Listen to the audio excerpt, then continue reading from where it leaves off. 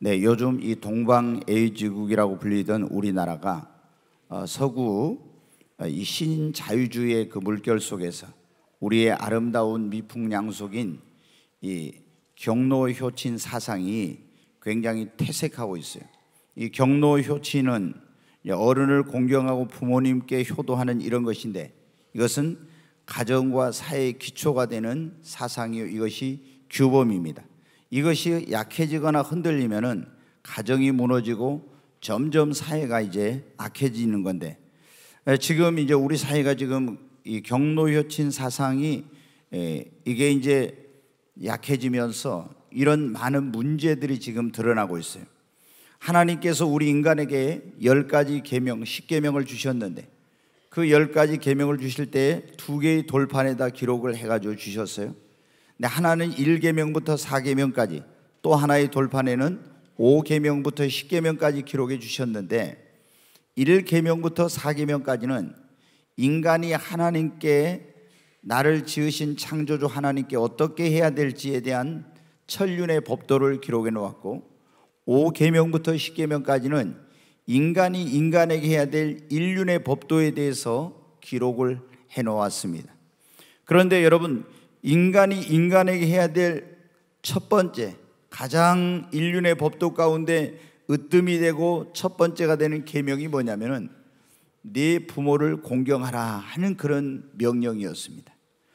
여러분, 그런데 그러니까 내 부모를 공경한다는 것은 부모님께 효도하는 건데, 효는 인간 세상에서 가장 기초가 되는 계명이요, 도덕률입니다. 그래서 이 계명이 무시되거나 지켜지지 않으면 그 가정과 사회는 다 무너지게 되어 있어요. 인간을 창조하신 하나님께서 남자와 여자로 지으시고 가정을 세우시고, 그리고 우리 생명의 전달자로 부모를 우리에게 주시고 부모에게 축복권을 부여해 주셨어요. 그래서 이 부모를 축복권을 주셔가지고 부모가 축복하면 자녀들은 축복을 받고, 부모가 저주를 하면은 저주를 받게 성경에 되어 있어요. 그러니까 우리가 부모님들은 어떠한 경우에도 그 입술에서 항상 축복의 말만 나가야지 저주의 말이 나가면 안 돼요. 성경은 그대로 네 말하는 대로, 네 말이 내 귀에 들린 대로 행한다고 했습니다. 여러분 어때요? 부모에게 이 창조주 하나님께서 축복권을 주신 것은 창조의 질서, 그리고 생명의 질서를 세워서 행복한 가정을 이루고, 그리고 아름다운 세상을 만드시고자 합니다. 왜냐하면 부모에게 축복권이 있으니까 불효한 자식은 부모가 축복할 수가 없지요. 그래서 하나님이 부모에게 이 축복권을 주신 것입니다. 여러분, 오늘이 기독교의 뭐냐면은 어버이 주일입니다. 우리가 5월은 가정의 달이고, 기독교에서는 5월 첫째 주일이 어린이 주일, 꽃주일이라고 그래요. 둘째 주일이 어버이 주일입니다. 여러분, 이 세상에 수많은 종교가 있는데 이 아주 효에 대해서 굉장히 강조하는 그런 종교가 뭐냐면 기독교입니다. 물론 유교에서도 효를 강조하고 조상을 숭배하도록 이렇게 하고 있지만은, 그러나 여러분 어때요? 기독교만큼 이렇게 철저하게 부모님을 공경하고 효도하도록 가르치는 종교는 이 세상에 없습니다. 오늘 이 어버이 주일을 맞이해서 내 부모를 공경하라 하는 그런 말씀으로, 왜 우리가 부모님을 공경하고 부모님에게 효도해야 되는지 이런 말씀을 드리려고 합니다. 이것은 조금 전에 말씀드렸지만, 하나님께서 우리 인간에게 주신, 인간이 인간에게 해야 될 첫 번째 주님이 주신 명령이라고 했잖아요. 내 부모를 공경하라. 그래야만 네가 잘되고 장수하리라, 네 생명의 날이 길리라, 그렇게 말씀했잖아요.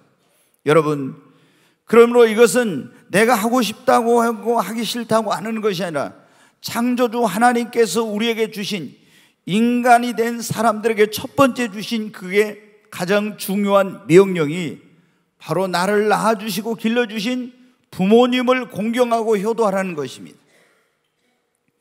여러분, 우리 부모님은 우리의 생명의 은인이요, 하나님의 대리자입니다.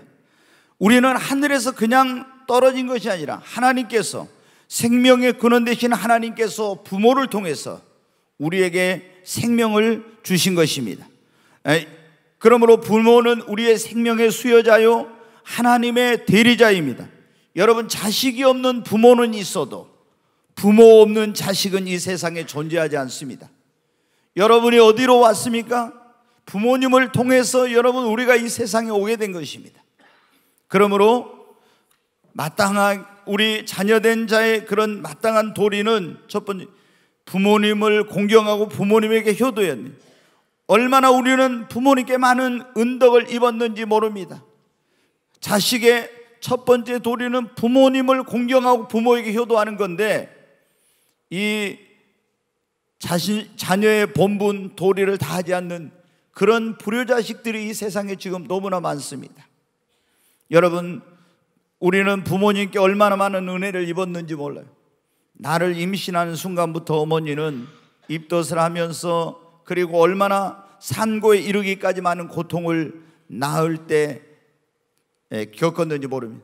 또 낳을 때만 은혜를 입은 게 아닙니다. 또 기르시면서 얼마나 애지중지, 자신은 먹지 못하고 입지 못하고 쉬지 못해도 나를 그렇게 얼마나 정말 나를 사랑해 주시고 나를 바르게 키우기 위해서 얼마나 노력하셨습니까? 길러주신 은혜, 또 가르쳐 주신 은혜, 나를 교육을 시키기 위해서 자기가 먹어야 될 거, 써야 될 거 다 쓰지 아니하고, 특히 우리 한국의 부모님들은 얼마나 자녀 교육에 대해서 희생적이고 헌신적입니까? 오늘 우리가 이렇게 대한민국이 잘 살게 되고 오늘 우리가 이런 자리에까지 올 수 있었던 것은 이 자원도 없고 땅도 넓지 않는 이 대한민국이, 그것은 우리 부모님들의 교육의 열정으로 바로 이 대한민국이 이렇게 세워졌다고 할 수가 있습니다. 그렇게 되기까지 얼마나 우리 부모님들이 우리에게 그런 많은 희생과 우리를 가르치기 위해서 얼마나 많은 노고와 수고가 있었습니까? 그런데 어떤 자식들은 부모님이 그렇게 잘 가르쳐서 이제 해놓으니까 나중에 배우지 못한 그런 부모님을 무시하고 그 부모님을 우습게 하는 아주 정말 못돼 먹은 이런 자식들이 있어요. 여러분, 이거는 자녀의 도리가 아닙니다. 정말 부모님의 사랑이 있었기에 오늘 그 부모님의 수고와 부모님의 그런 희생이 있었기 때문에 오늘 우리가 존재하고 있는 것입니다. 하나님께서 천사에게 어느 날 그랬다고 그래요. 너 세상에 내려가서 세상에서 가장 아름다운 거 3가지를 가지고 와라 그랬대요. 그래서 천사가 천국에서 바구니를 가지고 이 세상에 내려왔다 합니다. 그래서 이제 세상에 가장 아름다운 것이 뭘까 하고 찾아봤어요. 보니까 들에 핀 그 정말 꽃이 그렇게 아름다웠더래요. 그래서 그 아름다운 꽃을 바구니에 담았습니다. 그리고 또 아름다운 게 뭔가 보니까는 천진난만한 어린아이의 그 웃음이었어요. 그걸 또 담았다고 합니다. 그리고 또 아름다운 게 뭔가 했더니 자녀를 향한 어머니의 사랑이었다고 그럽니다. 그래서 이 천사가 바구니에다가 아름다운 꽃과 그리고 천진난만한 어린아이의 웃음과 그리고 자녀를 향한 그 어머니의 사랑을 담아가지고 천국으로 올라가고 있었어요. 그런데 그 아름다운 꽃은 올라가는 동안 시간이 지나면서 시들어버리고 그 천진난만했던 어린아이의 웃음도 나이가 들면서 이 아이가 성인이 되니까 그 천진난만한 웃음도 변질이 되고, 그런데 어머니의 그 아름다운 자녀를 향한 사랑만은 변하지 않았다고요. 여러분, 세상에 변하지 않는 것, 세월이 지나도 변하지 않는 것이 어머니의 사랑입니다. 네, 여러분, 오늘 우리가 이 자리에 있는 것은 그런 우리의 어머니와 아버지들의 사랑과 그런 헌신이 있었기 때문인 것입니다. 이에 우리가 부모님을 공경하고 부모님에게 효도해야 되는 것은 하나님이 우리 인간에게 주신 이것은 약속이 있는 첫 계명이라고 했어요. 여러분, 살인하지 말라, 도적질하지 말라, 간음하지 말라, 거짓말하지 말라, 내 이웃의 것을 탐내지 말라. 여기에는요, 살인 안 해도, 도둑질 안 해도, 간음 안 해도, 거짓말 안 해도 무슨 축복이 없어요. 그런데 네 부모를 공경하라. 그리하면 내가 잘되고 내 생명의 날이, 오늘 여기 그랬잖아요. 사도 바울은 에베소 교회에 있는 성도들에게 주 안에서 부모를 순종하고 네 부모를 공경하라. 그리하면 네가 땅에서 잘되고 장수하리라. 약속이 있는 첫 계명이에요. 여러분, 하나님의 약속이 효도하고 부모님을 공경하는 자에게는 하나님께서 축복해 주시겠다고 하는, 복을 주시겠다는 약속을 주셨어요. 그래서 우리가 부모님을 공경하고 효도하는 건 하나님의 명령에 대해 순종하는 것이요, 하나님을 기쁘시게 하는 것이요, 이것이 여러분 축복의 비결입니다. 지금 우리나라에 효 운동을 대대적으로 하고 계시는 목사님이 계세요. 그분이 뭐냐면 인천 순복음교회의 최성규 목사님이라는 분입니다. 근데 이분이 지금 성산효도대학원 대학교, 그러니까 효도대학원 대학교라는 걸 만들어요. 그러니까 효를 체계화하고 이렇게 해가지고 학위도 주고 뭐 이제 박사학위까지 주고, 그리고 이 효를 우리 어떤 국민운동으로, 정신운동으로, 그리고 이것을 효의 이런 어떤 것을 세계화시켜야 되겠다 해가지고 대학원대학교를, 효도대학원대학교를 만드셨어요. 근데 이분이 뭐 교회도 크게 이제 인천에서 아주 몇만 명 모이는 그런 교회로 성장한 교회인데, 근데 이분이 이 효 운동을 하게 된 계기가 있었어요. 여기 연세가 드신 분들은 알지만은 예전에 서울의 삼풍백화점이라고 하는 큰 백화점이 무너져 가지고 엄청난 사람들이 이제 죽은 적이 있었어요. 근데 그때 제일 마지막에 세 사람이 극적으로 거기서 구출이 됐대요. 다 죽었다고 생각했는데 이게 도저히 살 수 없을 거라고 생각했었는데 나중에 보니까 세 사람이 극적으로 거기서 그 생명을 구하게 된 거예요. 이 목사님이 스스로 생각을 그랬대요. 이 세 사람은 분명히 첫째 기독교인일 거야, 두 번째 순복음, 자기가 순복음 교회니까 순복음 교인일 거야, 뭐 또 한 가지 제가 잊어버렸는데 뭐 세 가지를 이렇게 딱 생각했대요. 그리고 이 목사님이 가서 그 구출받은, 극적으로 건짐을 받은 그 사람들에 대해서 해봤대요. 근데 기독교인이 아니었어요. 순복음 교인도 아니었어요. 또 자기가 생각했던 그게 아니었대요. 근데 이 세 사람이 공통점이 하나 있었는데 그게 뭐냐면 다 효자였다는 거예요. 그래서 이분이 그때 깨달았대요.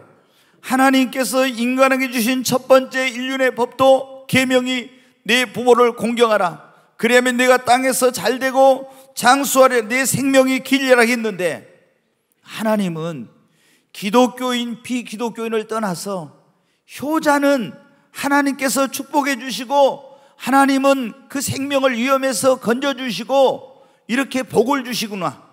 그래서 안 되겠다. 전에도 이 효도에 대해서 가르쳤지만 이것을 국민운동으로, 우리 정말 이런 어떤 정신운동으로, 그리고 이 효 사상이야말로 인간에게 가장 중요한 것이구나 연구를 한 거예요. 그래가지고 이거를 대학교를 세워서 이 효 운동을 전 세계적으로 이렇게 해야 되겠다.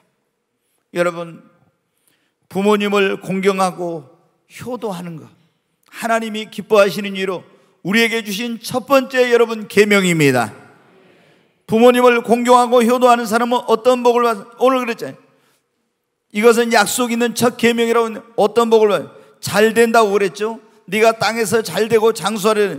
첫째, 여러분 잘 돼요. 사업이 잘 됩니다. 가정이 잘 됩니다. 직장에 잘 되고 어디를 가든지 잘 되고, 이 부모님을 공경하는 사람은 여러분 형통한 복을 하나님이 주십니다.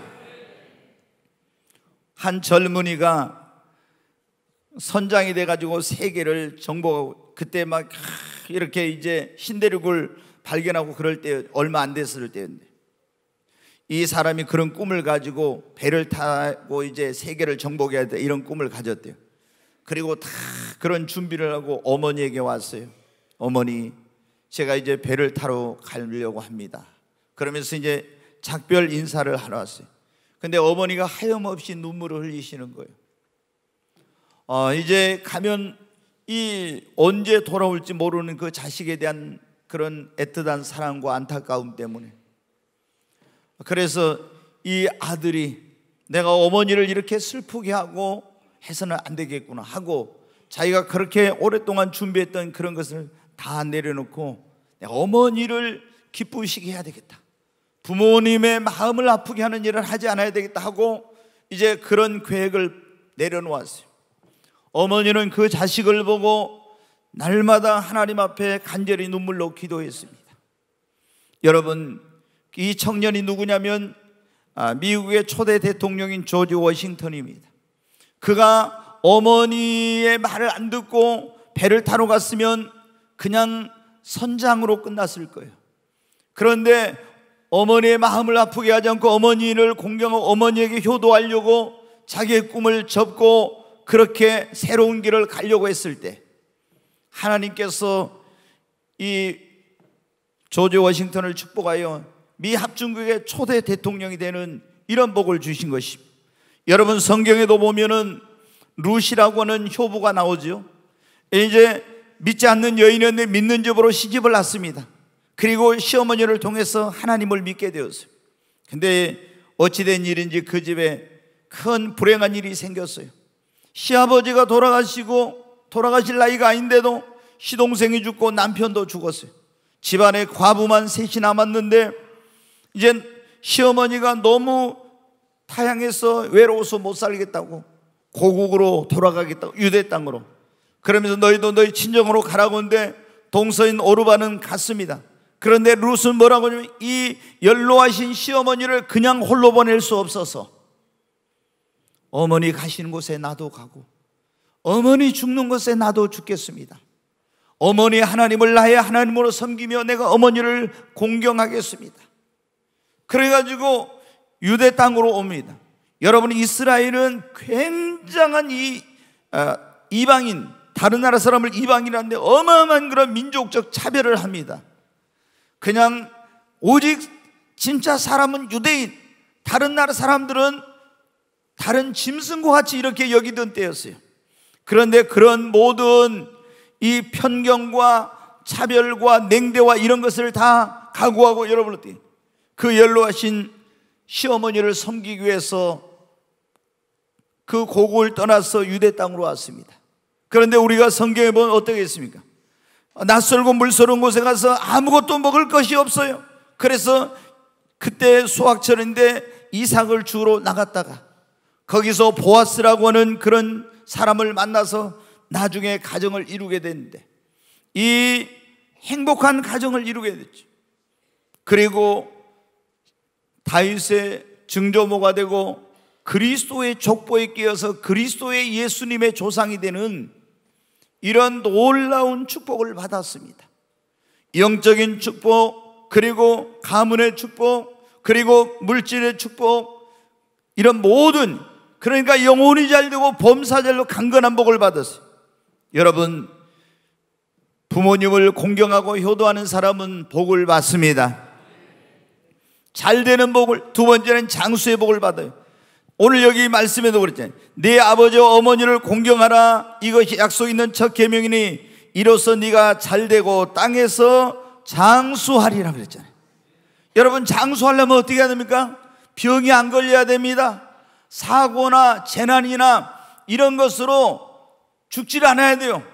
아무리 오래 살고 싶어도 교통사고로 죽으면 장수할 수 없죠. 병들면 오래 살 수 없지 않습니까? 그런데 여러분, 내가 잘되고 땅에서 장수한다는 것은 사고나 재난이나 저주나 위험이나 질병으로부터 하나님께서 그를 보호해 주시고 지켜주시고 건강의 복을 주신다고 하는 약속인 것입니다. 여러분, 저는 오늘 이 자리에 오신 우리 모든 성도님들이 나를 낳아주시고 길러주신 그 부모님을 공경하고 효도함으로 잘되고 그리고 이런 장수와 건강의 복을 받게 되기를 주님의 이름으로 축원합니다. 그리고 이 부모님을 공경하고 효도하는 사람은 복을 받아 누려요. 신명기 5장 16절 한번 보겠습니다. 같이 읽겠습니다. 너는 내 하나님 여호와께서 명령한 대로 네 부모를 공경하라. 그리하면 내 하나님 여호와가 내게 준 땅에서 내 생명이 길고 복을 누리리라 그랬죠. 여기 보면 네 부모를 공경하라. 그리하면 내 하나님 여호와가 네게 준 땅에서 이스라엘 백성들에게 하신 말씀, 네 생명이 길고 그러니까 장수하게 되고 복을 뭐라고요? 누리리라. 네, 여러분, 우리가 복을 받아도 어떤 사람은 받은 복을 누리지 못하고 다른 사람한테 다른 사람 좋은 일만 하고 가는 사람들 많아. 그러잖아요. 우리가 여러분 첫째 복을 받고 그 복을 누려야 됩니다. 그런데 어떤 사람이 하나님께서 이 복을 누릴 수 있도록 해주냐? 효자에게 하나님께서 복을 주시고 이 복을 누릴 수 있는 은혜를 주십니다. 이삭이 보면 여러분 어떻게 해요? 얼마나 아버지에게 순종해서 하나님이 네 아들을 바치라고 했을 때 이 이삭은 20대 초반의 청년이었어요. 벌써 여러분 아브라함은 나이가 120살이 넘었습니다. 근데 아버지가 그 아들을 제단에 올려놓고 잡아서 죽이려고 할 때 얼마든지 청년이 뿌리칠 수 있어요. 그러나 아버지의 말씀에 죽기까지 순종해요. 그래서 하나님이 이삭에게는 굉장한 복을 주시고 그 축복을 누릴 수 있게 해주세요. 여러분, 다윗도 그 사울왕에 쫓겨다니면서 전쟁터에서 그런 힘든 생활하면서도 부모님을 모시고 공경하는 거예요. 요셉도 여러분 어떻게 부모님 말씀에 순종하고 자기가 총리가 돼서 형제들이 왔을 때 부모님을 모셔와서 따뜻하게 그 노후를 섬기며 공교하며 보내실 수 있도록 이렇게 돼요. 그러니까 이런 효자들은 하나님께서 그 복을 누릴 수 있도록 은혜를 주십니다. 효자는 그리고 하나님 부모님을 공경하는 사람은 후손이 잘 됩니다. 셈과 야벳, 함, 이 사람들은 노아의 자녀인데 함은 아버지를 이름을 욕되게 해가지고 그뿐만 아니라 후손이 저주를 받았어요. 아버지가 이제 술에 취해가지고 빨가벗고 있으니까 그걸 막 동네방네 소문내고 흉을 보고 다닌 거죠. 근데 셈과 야벳은 아버지의 부끄러운 것을 가리고, 그랬더니 잠에서 깨어난 축복권자인 아버지가 두 아들을 축복해 줬어요. 그리고 축복권자인 아버지가 그 함과 후손을 저주해 버렸습니다. 그는 그대로 저주를 받겠는. 여러분, 부모님을 공경하고 효도하면은 우리 자신은 물론이거니와 우리의 후손이 복을 받습니다. 그리고 우리가 기억해야 될 것이 반드시 심는 대로 여러분 거둡니다. 우리가 부모님에게 효도하면은 우리 자녀들이 그것을 다 보고 자라요. 그래서 나도 나중에 자식에게 공경을 그리고 효도를 받습니다. 그러나 내가 부모님을 우습게 알고 부모님에게 불효하고 하면 이 자식들이 자라면서 그걸 보고 아, 부모님에게 저렇게 해도 되는구나, 불효자식을 만드는 거예요. 여러분, 옛날에 고려장이라고 우리 이제 쭉 올라가다 보면 있잖아요. 근데 고려장이 뭐냐면 그때 너무 먹고 살기가 힘들 때 연로하신 부모님을 모시고 사는데 너무 힘드니까 그 부모님을 산속에 이런 데다 갖다가 버리고 이제 오는 거였어요. 근데 한 사람이 너무 먹고 살기가 힘들어서 아버지를 이 지게에다 지고 이제 산속으로 이제 갔습니다. 그리고 며칠 식사를 드실 수 있는 그런 이제 그걸 가지고 와서 거기다 이제 내려놓고 그걸 놔두고 왔어요. 지게를 지고 계속 오다가 산을 내려오다가 지게를 버리고 딱 가려고 하는데 따라갔던 그 아들이 그럽니다. 아버지, 왜 지게를 여기다 버리고 가려고 해요? 아니, 이제는 지게가 필요 없었어. 그러니까 이 아들이 뭐냐면 아버지, 지게를 가지고 가야죠. 아버지가 늙으면 제가 이 지게로 아버지를 그때 지고 가야 될 거라고. 그런 일이 벌어져 가지고 그것 때문에 우리나라의 고려장이라는 이게 없어졌어요, 여러분. 그러니까 우리가 효자 집안에서는 효자 나고 불효자 집안에서는 불효자가 나옵니다. 그러니까 여러분 어떻게 돼요? 심는 대로 주님은 그랬잖아요. 거둔다고. 내가 부모님에게 하는 그것을 보고 다 자식들이 자라. 우리는 정말 불효자가 되면 안 되고 효자가 돼야 합니다. 저는 기독교인들 가운데 그런 말을 들을 때가 있어요. 교회는 미쳐가지고 열심히 다니면서 지금 부모 형제도 돌아보지 않는 이런 것들이 있다고. 여러분, 성경에 뭐라고 있습니까? 디모데전서에 자기 부모나 형제를 돌보지 않는 자는 안 믿는 자보다도 더 악한 자다 그랬어요. 부모님을 공경하지 아니하고 부모님께 효도하지 아니하고 또 어려운 형제를 돕지 않고 나몰라라고 내팽개치는 이것은 안 믿는 사람보다 더 악한 짓이에요. 우리가 예수 그리스도를 믿고 정말 구원받았다면은, 우리가 여러분 교회를 안 나온 그런 사람들은 그냥 삼강오륜이나 유교적인 전통이나 이런 데서 배운 거 가지고 이제 알지만은, 여러분 어떻게, 우리가 예수님을 믿고 그런 교회 와서 하나님의 말씀을 배웠다면, 그러니까 십계명은 영원한 하나님의 계명이에요. 여러분, 어떤 사람은 율법은 폐해졌다, 이런, 율법은 폐해진 것이 아니라 예수로 말미암아 완성되었는데, 의식적인 율법은 다 끝났어요. 제사 지내고 막 이렇게 정결한 의식이란 다 끝났지만, 그 율법에는 세 가지가 있어요. 도덕적인 율법과 시민법과 그 다음에 의식적인 법이 있는데, 의식적인 것은 다 옛날엔 죄 용서 받으려면 양이나 소나 이런 걸 잡아가지고 피를 뿌려가지고 속죄를 받는 거예요. 근데 하나님의 어린 양이신 예수님이 오셔서 우리 모든 죄를 다 담당하시고 그 피로 우리의 죄를 사해 주셨기 때문에, 또다시 여러분 어떻게 돼요? 우리는 양이나 소나 이런 거 잡을 필요 없어요. 왜? 예수님이 단번에 영원한 속죄의 제사를 드렸기 때문에. 믿기만 하면 구원받습니다. 얼마나 하나님께 감사한지. 여러분, 구약처럼 우리가 죄 지을 때마다 속죄제, 속건제 이런 제사를 드린다고 하면 얼마나 번거롭고 힘든지 몰라.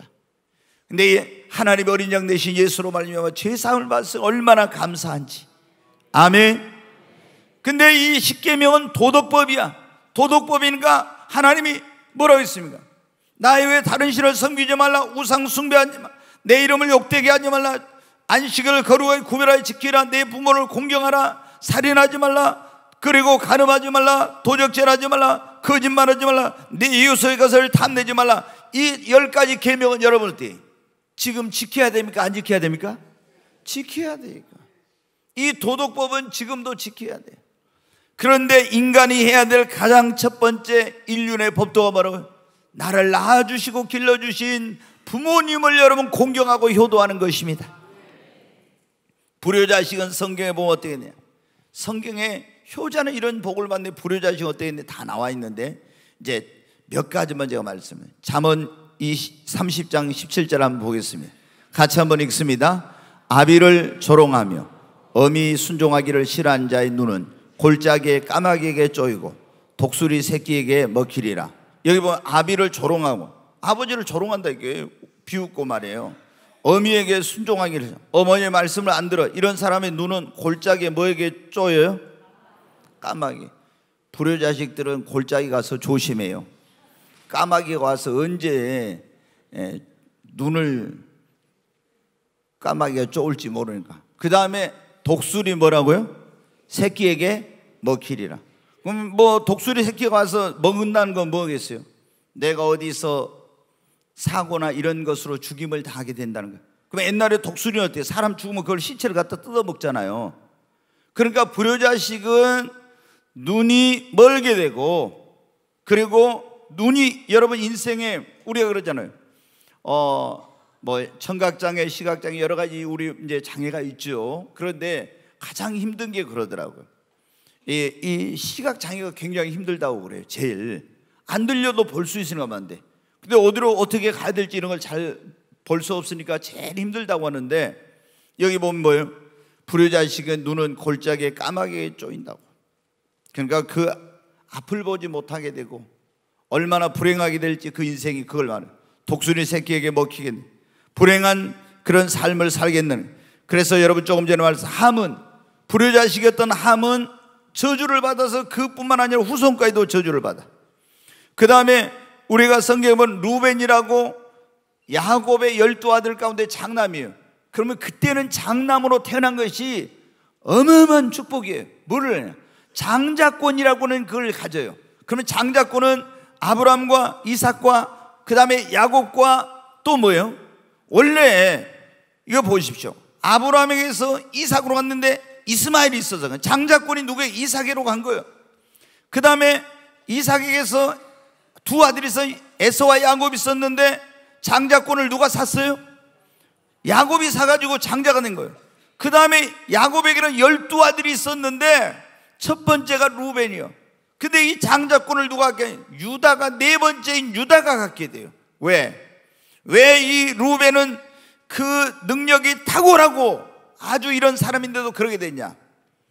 그 야곱에게는 부인이 4명 있었는데 자기 서무를 범하는 이런 죄를 범한 거예요. 아버지에게 불효를 한 거예요. 그래서 아버지가 그 장자권을 박탈을 해버렸어요. 그래서 효자인 이 영적인 축복은 유다 지파가 받게 되고, 그래서 왕권이 다윗이 거기에서 나오게 된 거예요. 그리고 물질적인 축복, 장자는 2배의 축복을 받는 요셉, 효자인 요셉 지파에게 주어버린 거예요. 여러분, 누가복음 15장에 우리가 잘 아는 탕자의 비유라는 비유가 있는데, 이 둘째 아들이 아버지 말을 안 듣고 불순종하죠. 유산을 달라고 해서 떼를 써서 먼 나라로 가요. 어떻게 됐어요? 다 실패하고 거렁뱅이가 되었어요. 여러분, 부모의 말을 불순종하면은 이렇게 되는 거예요. 압살롬이라고 다윗의 아들 가운데 하나, 아주 외모가 뛰어나고 굉장했던 사람인데 아버지의 왕위를 찬탈하려고 반역하고 이랬던 최후가 비참하게 죽게 되었어요. 홈네와 비나스라고 아주 제사장 가문에 이런 사람들이 있었는데 아버지의 말을 불순종하고 불경죄를 지어서 자신도 비참해 죽고 그 집안이 완전히 망하게 되고 몰락하게 됩니다. 여러분, 우리는 부모님이 살아계실 때 잘해야 합니다. 돌아가신 다음에 보면 불효자식들이 대부분 어때요? 이제 부모님 돌아가신 다음에 막 제사를 거창하게 지내려고 해요. 뭐 선산을 거창하게 만들고 다 쓸데없는 짓거리예요. 살아계실 때 잘해요. 여러분, 돌아가신 다음에 청개구리처럼 그러면 울면 소용없는 거예요. 여러분, 옛날 아주 오랜 날에 저 숲속에 어미 개구리하고 아들 개구리가 살았다는 거 아시죠? 근데 이 아들 개구리가, 어미 개구리가 산으로 가라고 하면 꼭 강으로 가고, 강으로 가라고 하면 꼭 산으로 가고, 동으로 가라면 서로 가고, 서로 가라면 동으로 가고, 그래요. 너 어디 나가서 조심해라, 뱀에게 잡혀먹을까 조심해라 해도 꼭 위험한 데만 다니고 꼭 그래. 근데 이제 이 어머니 개구리가 병이 들어가지고 이제 시름시름 앓다 죽어가게 되었어요. 아들 청개구리가 어머니한테 왔어요. 근데 어머니가 유언을 합니다. 내가 죽으면 나를, 항상 동으로 가라면 서로 가고 서로 가면 동으로 가고 하니까 나를 저 시냇가에다, 거기에다가 냇가에다 묻어다오. 그러면 산에다 묻을 줄 알고 그랬는데 정말로 이제 어머니가 돌아가셨습니다. 그때야 이 청개구리가 자기가 얼마나 불효를 했던가 그걸 깨달았어요. 그래서 어머니의 마지막 유언대로 산에가 아니라 개울가에다 가서 이제 장사를 지냈어요. 비만 오면 어떻게 됩니까? 이제 개울가로 가서 어머니 생각이 나서 개굴개굴 개굴개굴 그러면서 슬피 운다고 그러잖아요. 여러분 어떻게 돼요? 부모님 살아계실 때 잘해야지 돌아가신 다음에 청개구리처럼 개굴개굴 개굴개굴 해봐야 다 소용없는 거예요. 여러분, 우리 부모님께 효도하십시다. 그러면 어떻게 하는 것이 부모님께 여러분 효도하는 거예요? 내 부모를 공경하라 그랬잖아요. 공경이란 말이 제가 원어에 헬라어에 찾아보니까 뭐냐면 무겁게 여기고 아주 존경하고 귀하게 여기고 받든다는 그런 의미예요. 그러니까 부모님을 공경한다는 말이 우리말로는 이게 몸가짐을 조심스럽게 받들어 모시는 것이다, 이런 의미예요. 한자 그 뜻대로 하면은 이 공경이라는 것이. 그런데 이거를 원어로 보니까 존경하고 사랑하고 귀하게 여기고 받들어 섬기는 거, 이것이 뭐냐면 공경이에요. 그러니까 우리가 부모님을 공경하라는 건 부모님을 존중히 여기고 부모님을 사랑하고 귀하게 여기고 부모님을 받들어 섬기는 것입니다. 이렇게 해야 돼. 일본에서 있었던 실화인데요, 남편이 없고 두 아들 쌍둥이였던가 봐요. 이 키우는 어머니가 있었어요. 근데 그 집에 불이 난 거예요. 불이 붙었는데 아무도 그 아이들이 그 안에 있는지 모르니까 구할 생각을 안 하고 있어요. 어머니가 그 소식을 듣고 달려와서 불길 속에 뛰어들어가서 그 두 아들을 거기서 구해가지고 이제 나왔어요. 그 이 아들들을 막 이불을 싸고 이렇게 해가지고 나왔는데 어머니는 어떻게 됐냐?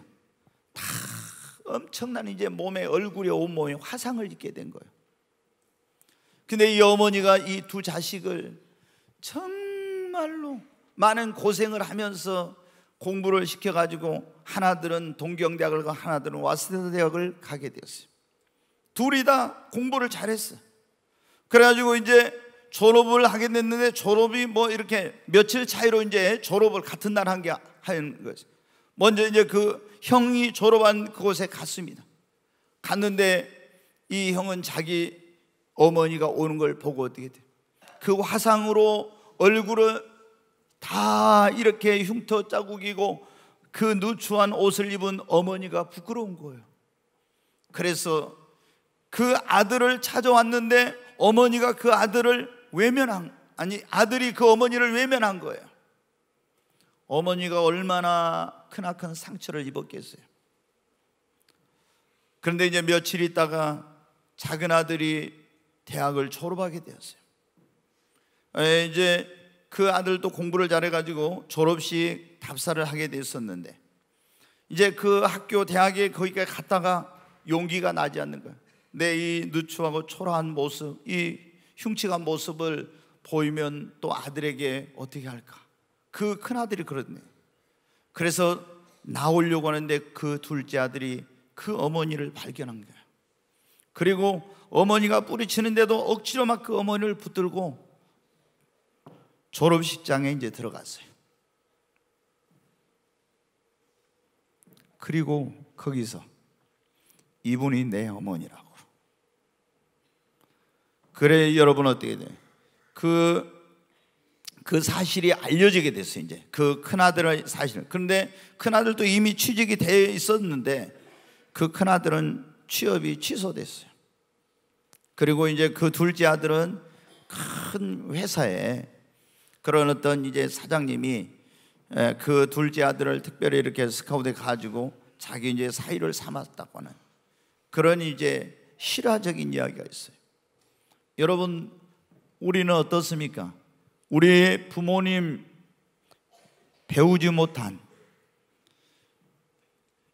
그 못난 부모님을 우리는 부끄러워하지는 않습니까?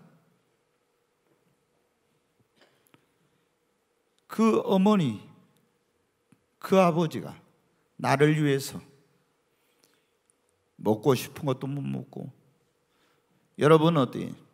얼마나 많은 그런 고생과 수고를 하시고 희생하시고 그렇게 해가지고 자식을 키워놓으니까 부모님 무식하다고, 배운 것이 없다고 그 부모님을 무시하는 이런 자식들이 요즘 얼마나 많은지 몰라요.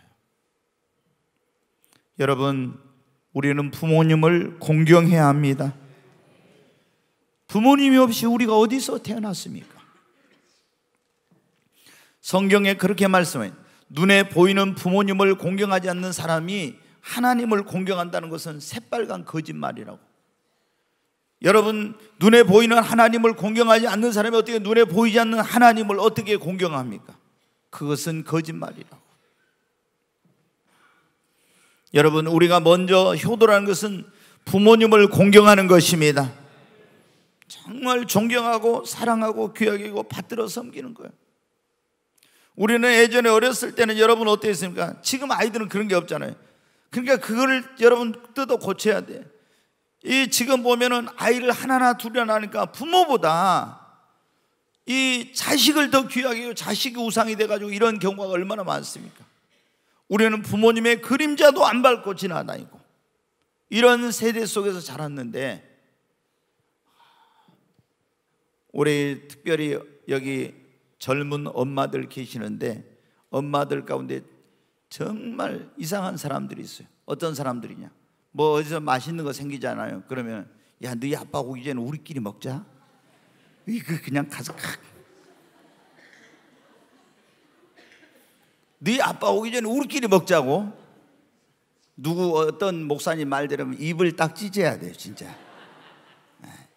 그러잖아요. 아니 엄마 우리끼리 막 먹어. 아니야, 아빠가 오시면은 아빠랑 같이. 여러분, 이 가정에서 인성교육은 가정에서 되는 거예요. 근데 요즘 보면은 가정교육이 엉망이라. 이게 그 창조의 질서, 하나님이 세운 생명의 질서를 따라서 그 영적인 권위를 인정하게 되고 이게 딱 되어야 가정이 바로 서게 되는데 얼마나 그런 게 잘못되고 있는지 몰라요. 어떤 분이 그런 일이 있었대요.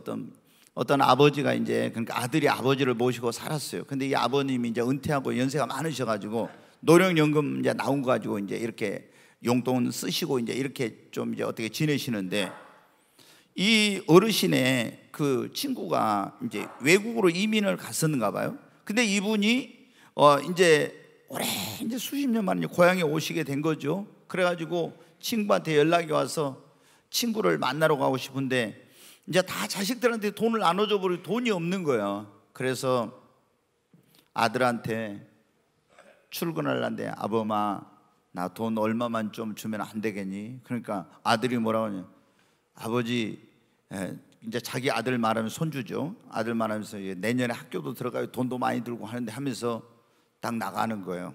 출근하는 거예요. 그러니까 이제 이 아버님이 얼마나 이제 무너져 내리는 거죠. 그래가지고 아파트 베란다에 나가지고 이렇게 먼 산을 보시면서 눈물을 흘리는데 며느리가 그걸 본 거예요. 그래가지고 며느리가 이제 그 돈을 시아버님한테 갖다 드리면서, 아버님 가서 공원에도 가시고 친구도 만나고 맛있는 것 저기 하라고 하면서 이제 용돈을 좀 넉넉하게 이제 드린 거예요. 그런데 이제 아들이 이렇게 이제 딱 직장에 돌아와 보니까 자기 아들이 깨재재 해가지고 있는 거예요. 그래서 별로 이제 안 좋은 일이 있었는데 왜 저렇게 깨재재 하고 있지? 그냥 그날 넘어갔어요. 그 다음날 또 와서 보니까 또 깨재재 했고, 또 그 다음날 또 그러는. 그러니까 집에 와서 자기 마누라한테 이제 그 와이프한테 화를 막 낸 거예요. 왜 집안에서 도대체 뭐 하면서 애를 씻기도 안 하고 말이야, 막 당신이 이러냐고 하니까 그 부인이 이런 말을 한 거예요. 내가 당신이 하는 걸 보고 우리가 먹고 싶은 거 안 먹고 쓰고 싶은 거 안 쓰고 다 해가지고 그렇게 저 자식을 키웠다 해도 내가 당신의 그런 아버지한테 하는 모습을 보니까 우리도 똑같겠다 싶어서 그럴 필요가 없어서 내가 그랬다고 하니까 아들이 그때야 정신이 번쩍 든 거예요. 그래가지고 아버님 이제 계신 방문을 열었는데, 아버님은 며칠 전에 그런 일이 있었잖아요. 다 잊어버리고 어째 회사에서 어려운 일은 없냐, 뭐 어쩌냐 하면서 부모의 그 마음이 그러잖아요. 그런 거예요. 이 아들이 그래서 오열을 했다고 하는 거예요. 그리고 이제 그 이후로 더 부모님을 공경하고 효도했다고 하는데, 여러분 어떻게 하는 게 부모님께 효도하는 거예요? 공경하는 거, 순종하는 거. 예수님도 하나님 아버지께 죽기까지 순종했죠. 이삭도 아브라함에게 그 아버지에게 순종했죠. 이렇게 순종하는 거. 주 안에서 내 부모에게 순종하라 그랬잖아요. 또 즐겁게 기쁘게 해드리는 거예요. 잠언 23장 25절을 한번 얼른 보겠습니다. 제가 오늘 이제 빨리 끝내겠습니다. 같이 한번 읽습니다. 내 부모를 즐겁게 하며 너 낳은 어미를 기쁘게 하라. 부모를 즐겁게 하며 너 낳은 어미를 기쁘게 하라 했잖아요. 몸도 마음도 편하게 해드리고 경제적 어려움이 없도록 도와드리고. 우리나라에 제가 보니까 있잖아요, 효자동이란 동이 많아요. 효자동. 서울의 종로에 가면 이제 청와대에 가까운 곳에 효자동이 있습니다. 근데 그 효자동이 유래가 어떻게 생겼냐면은 어느 날 그 할아버지가 손주를 보고 있었어요. 근데 이 손주놈이 어떻게 해가지고 할아버지가 잘못 봐가지고 손주가 제가 이제 좀 기억이 뭐한데 갑자기 이제 죽어버린 거예요. 그러니 이제 손주가 죽어버렸으니 이 할아버지 어떻게 되겠어요? 막 이제 놀래가지고 막 어쩌면. 근데 밖에 나갔던 아들이 돌아와서 보니까 아들이 죽었는데, 이게 보니까 이제 자기 아버님이 잘못해가지고. 그래가지고 이제 막 너무너무 당황해 어쩔 줄 모르고 있는 거예요. 근데 이 아들이 있잖아요. 자기 아들이죠. 이제 손주. 아들을 가서 뺨을 딱 때리면서 이 나쁜 놈의 새끼, 네가 왜 죽어가지고 할아버지를 이렇게 마음을 아프게 하냐고 하니까 깨어나 버렸어요. 그래가지고 이게 소문이 쫙 나가지고 여러분 어떻게 돼요? 효자동이라고 그 동네를, 그래서 이제 국가에서 그때 옛날이죠. 이제 그 왕이 통치하시는데 거기다 뭐 효자문을 세우고 막 이런 기념비를 세우고 해가지고 이렇게 했어요. 춘천에도 효자동이 있고 제가 보는 게 전주에도 효자동이 있어요. 이제 여러분 이제 춘천은 아니 전주는 가봤는데, 근데 춘천의 효자동은 어떻게 하냐면 그 한 아들이 아버지 어머니를 모시고 이제 살았는데 아버지가 이제 병으로 돌아가시게 됐어요. 그럼 옛날에는 어르신이 부모님 돌아가시면 어때? 3년이 지나야 탈상이라고 하잖아요. 상복을 입고 막 곁에 가서 막 어떤 사람은 집을 짓고 살기도 해. 우리가 문종이 보면은 너무 그렇게 해가지고 몸이 쇠약해서 빨리 이렇게 이제 죽게 되었다 뭐 이런 말이 있어요. 문종왕이 아주 효자였는데, 그런데 이 이제 아들도 그렇게 3년 동안 막 그렇게 아버님 그 효도 못하고 돌아가신 거에 슬퍼하고 있었어요. 근데 이제 지났는데 어머니가 또 나이가 드신 어머니가 또 병이 든 거예요. 병을 치료하기 위해서 이걸 하고 저걸 해도 안 되는 거예요. 그래서 어떻게 이제 할 바를 모르고 있는데 어느 날 꿈을 꾸었어요. 근데 꿈에 뭐냐면 어떤 분이 나타나가지고 그런 거예요. 산에 어디를 가거라. 그러면 사람 시체가 셋이 있는데 그 중간에 있는 시체 목을 따가지고 와서 끓여가지고 내 어머니를 드려라. 그러면은 내 어머니가 낫을 것이다. 꿈에 그런 걸 한 거예요. 그래서 이 아들이 그 꿈에 어떤 지시를 받은 그곳에 갔어요. 갔더니 거기에 뭐가 있냐면 산삼이 있는 거예요. 그래서 산삼을 캐가지고 가서 다려서 어머니께 드렸더니 어머니가 나았다. 그래가지고 얼마나 이 효자면 하늘이 감동해가지고 이런 일이 있었겠냐 해가지고, 그래서 이제 그 동네를 효자동이라고 하고 이렇게 했다고 하는 얘기가 있습니다. 여러분, 부모님을 기쁘시게 즐겁게 해드리는 것이 여러분 효도입니다. 우리 여기 청년들이 있는데 결혼 안 하는 것은 불효예요. 결혼한 게 효도예요. 결혼해야 돼. 그리고 자녀를 또 안 낳는다, 자녀를 낳아야 돼. 그게 효도예요. 될 수 있으면 많이 낳아야 돼. 네, 많이 낳아야 돼. 저는 불효를 했어요. 제가 우리 어머니가 우리 때 그랬잖아요. 하나 낳기 막 계속 이렇게 하니까 하나만 낳으라고. 그냥 하나만 낳는다 그러니까 어머니가 야 이놈아 그래도 둘은 낳아야지.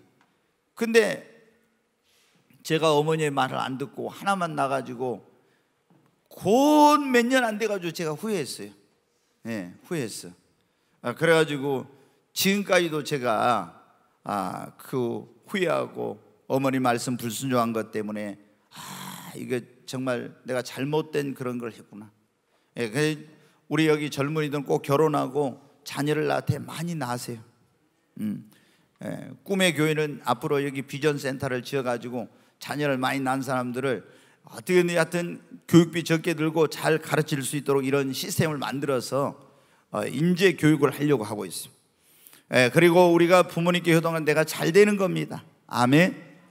내가 잘 돼야 돼. 잘 되면은 부모님이 나를 통해서 내가 지금까지 고생하고 수고하고 이런 게 다 아무것도 아니에요. 부모님은 우리가 잘 되기만 하면 그게 부모님의 소원이잖아요. 그런 잘된 자식이 부모에게는 자랑입니다. 그러니까 우리가 잘 되고 행복하게 살아야 돼. 또 형제들과 우애하고 화목하고 말이에요. 그리고 가장 큰 효도는 뭐냐? 예수님 안 믿는 부모님이 계신다면 복음을 전해서 예수를 믿게 해서 그 부모님의 영혼이 구원받게 해드리는 것입니다. 여러분이 아무리 좋은 집을 사드리고 용돈을 많이 드리고 맛있는 거 사드리고 좋은 옷을 사드리고 별거를 다 해도 예수님 믿게 한 것보다 더 큰 효도는 없어요.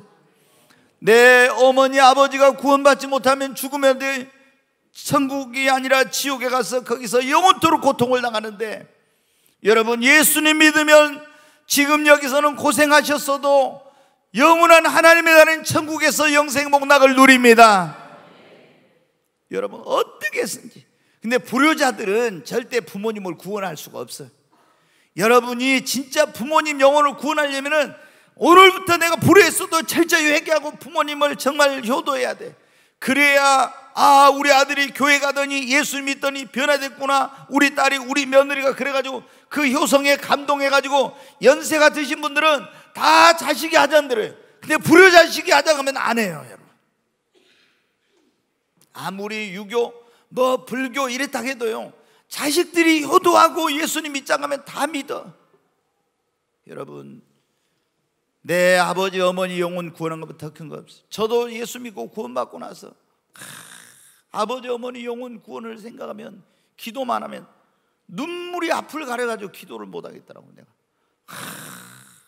저렇게 한평생 고생하시면서 사셨는데, 나를 위해서, 자녀들을 위해서 이렇게 희생하셨는데 예수님만 믿고 돌아가시면 그 고통스러운 지옥에 가는데, 기도만 하면은 막 앞을 눈물이 가려서 도저히 그랬어요.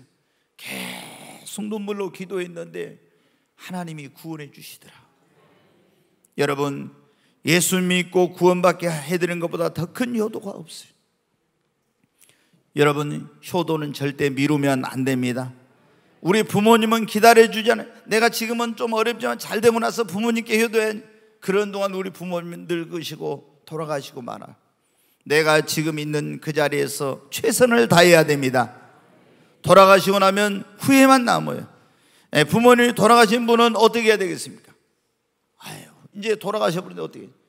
마틴 루터, 종교학자 마틴 루터는 우리에게는 세 부모님이 있다고 그랬어요. 우리 하늘에 계신 우리 아버지, 그 다음에 나를 낳아주시고 길러준 육신의 부모, 그리고 나의 믿음의 부모, 이렇게 세 부모가 있다고 했어요. 이미 육신의 부모님이 다 돌아가신 여기 연세 드신 분들은 어떻게 돼요? 하늘에 계신 아버지 그 하나님께 더 효도하고, 그리고 내 자녀들에게 그들이 축복을 받고 잘 되도록 하기 위해서는 효도 교육을 철저하게 자녀들에게 시켜야 됩니다. 아멘. 자식들이 어머니 아버지 해도 야 괜찮다 너희들끼리 이런 거 하면 안 돼요. 절대. 저는 어려서부터 어버이날 딱 되면은요, 반드시 선물을 사와야 돼. 왜? 제가 그게 받고 싶어서 그런가요? 아니에요. 교육이에요. 이 녀석이 하지 말아라 냅둬 이러면 어떻게 돼요? 당연시 여겨 나중에. 그러니까 내가 반드시, 그래서 며칠 전에 어버이날이었잖아요. 미국에 있는 아들이 지금 공부하는데 돈이 있겠어요? 제가 용돈 생기면 다 주고 그래도 저기 안 돼. 근데 이 녀석이 제주도 무슨 떡이에요? 오메기 떡. 자기 엄마한테 전화하죠. 엄마, 어버이날 무슨 선물 해드릴까요? 그러니까 이제 공부하고 있으면 돈 없잖아요. 그러니까 뭐냐면 제주도 오메기 떡 해라. 그거 우리 좋아한다. 그래가지고 제주도 오메기 떡이 왔어요. 안 드셔본 분 있습니까? 네, 맛있어요. 예전에 부산에 있는 김서방 찹쌀떡도 먹어보고 제가 그랬는데, 네, 여러분 어떻게 돼요? 살아계실 때 잘해야 합니다. 아멘. 네, 정말 살아계실 때, 그리고 우리가 본을 보여야 돼. 본을. 부모님들이 먼저 본을 보이고, 그리고 정말 또 잘 가르쳐야 돼. 그래서 나도 효도해서 정말 하나님 뜻대로 그래 순종해서 복을 받고, 내 자녀들도 복을 받게 하고, 내 자녀들도 또 잘 그 효도를 가르쳐야 돼. 이것이 여러분 어떻게 돼요? 가장 하나님께서 우리 인간에게 주신 중요한 첫 번째 계명입니다. 여러분, 오늘날 정말 얼마나 지금 우리 이 세대를 보면은 이게 지금 안 되고 있잖아요. 그러니까 다 이 부모님 공경하는 거, 효도하는 거 이런 걸 가르치지 않고 그냥 학교에서 주입식 지식을 집어넣는 그런 교육을 한대. 이게 지금 큰 문제예요. 제가 서울에 가면은 전철을 타면은요, 화가 날 때가 많아요. 딱 보면은 옛날에는 우리가 그랬잖아요. 어른들 타기만 무조건 벌떡벌떡 일어나. 버스 안에서 어디 전차나. 근데 지금은 어떻게 돼요? 한 놈도 일어나는 게 없어요. 일어나는 게 없고 다 이러고 있거나 스마트폰 보고 있지. 이게 지금 그래서 우리나라가 도대체 여러분 어떻게 지금 그래서 우리 지금 교육부라든가 이 나라의 위정자들이 이런 것부터 고쳐야 되거든. 무슨 이런 어떤 지금 21세기를 사는 시대에 무슨 지식과 정보가 이런 것보다도 더 중요한 게 사람 되는 교육 먼저 돼야 돼. 여러분 가정에서 자녀들도 여러분이 사람 되는 교육을 먼저 시키십시오. 저는 누가 뭐 공부 잘한다 하나도 안 부러워해요. 네. 정말 그 가정의 자녀 교육이 제대로 되고 전인적인 교육을 시켜야 돼요. 인격적인 사람다운 사람. 사람다운 사람이 못 되면 자기가 공부를 잘하고 머리가 좋고 하면 그걸 어떤 데 잘못된 데 써먹어요. 그래서 우리가 정말 가장 우리가 이 인간 교육의 첫걸음은 부모를 공경하고 효도하도록 가르친 데 있습니다. 우리 먼저가 부모님을 공경하고 효도하고 우리 자녀들도 그렇게 가르쳐야 되겠습니다. 산소의 봄바람 불어있고 하나님 아버지 모셨으니 믿음의 반석도 든든하다. 우리 집 즐거운 동산이라. 고마워라 임마누엘. 예수만 섬기는 우리 집. 고마워라